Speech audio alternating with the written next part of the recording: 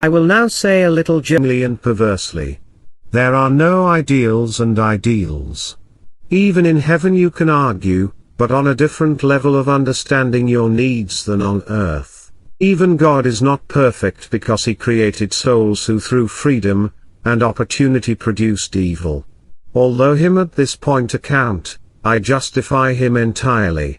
He could not have done otherwise to keep us free. Freedom is freedom and he respects that.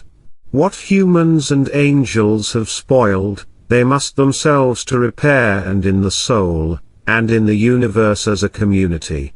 There is no ideal, only ideas are ideal. I hope that they are a God, mother, partner, lover, eternal fairyland of happiness. Even for God you have to find justification, from yourself and from others. Words of Padre Pio. Of course, religions were founded by gods, aliens from the fallen sky. It is worth noting, we too are aliens in the cosmos. The fact, no religion, is not consistent in itself and in relation to other religions, whether scientific, philosophical theories of life. Just as the aliens, angels, what came out of the sky, are fighting for influence and areas in the galaxy, like politicians and leaders for the borders of our countries, so they fight over our views, thinking and beliefs. In a word, they fight for our souls to suck up to them. This energy is sustained further and perpetuated unnecessarily. Intelligence has it that the higher it is, it can be meaner. That's why super high beings from our cosmic worlds don't want to let go. But the only way for them not to manipulate us on our higher consciousness is unconditional love.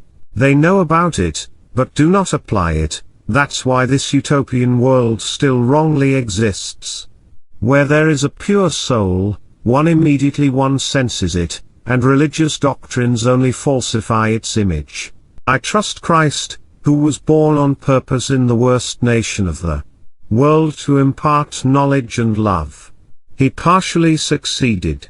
But civilization has manipulated almost 100% of his teachings. Only his 2 sentences about the love of God and man. Jesus did not establish any religion or sect, but only preached goodness and love to all, especially to the Jews. But they did not want to listen to him. Christian religions, an artificial creation together with their liturgies. Jesus did not build a single church, the words of Padre Pio. This proves something. He was all about the association of love, intellectual and spiritual. He even said, that it is you who are the temple of God, in which dwells love for all. The heavenly kingdom of goodness and love, dwells in our midst. But since there is already this church, of Jesus, made of bricks and baptism, it can be used in part for growth. But there is still much to change in it, to purge it of forms, shapes, dogmas, meaningless rules and stuck views.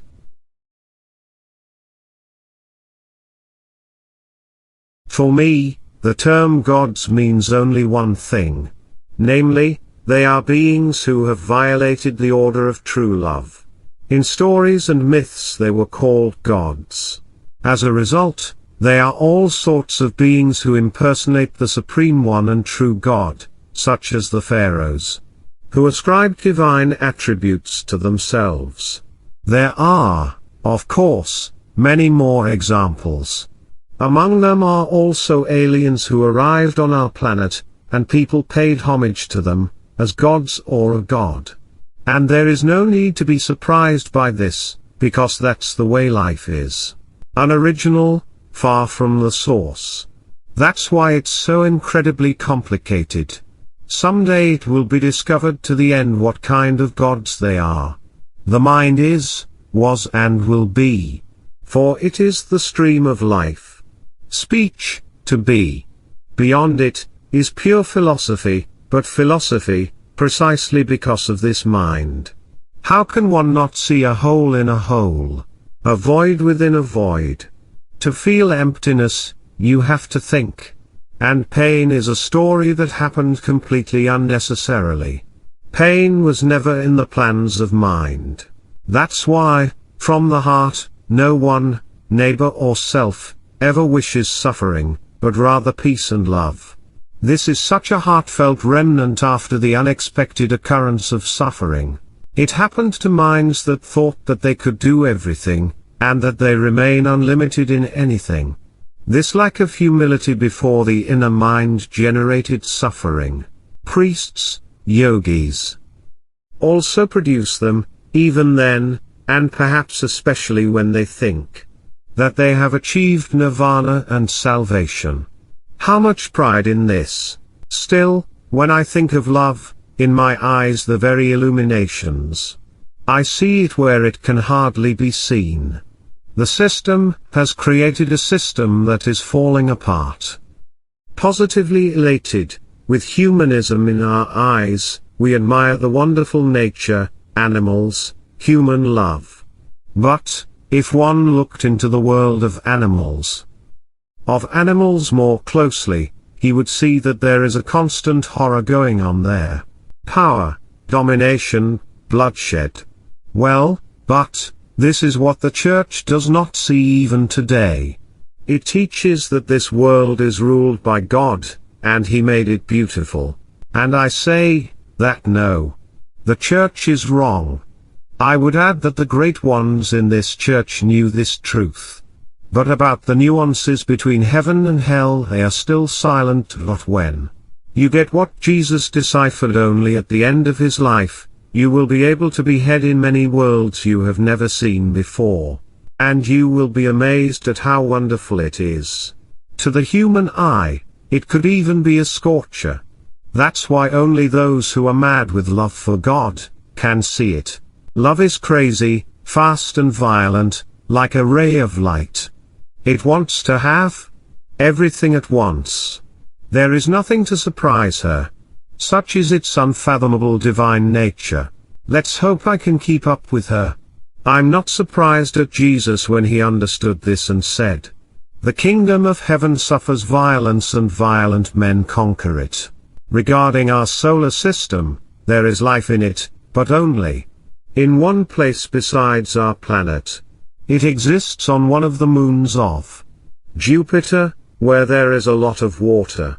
But it is a different life than on Earth. The words of Father Pio. It will soon be discovered. Love makes sense only in one case, when love sees the other love. Otherwise it will remain a lonely island not needed by anyone. This has bodily and spiritual expression. In different material worlds and in heaven the same. If, by some miracle, you were born on a beautiful planet and were on it exclusively alone, after time you would simply be very bored. Therefore, it occurred to my mind such a revealing thought, and at the same time a question: did God by any chance had the same problem? He made a decision and exploded his vitality so that something finally began to happen before his eyes. Focusing his eternal sexual energy, he emanated from himself independent angels, for fun and eternal companionship in the kingdom of heaven. This is why God is said to be love. In fact, only love is the best meditation.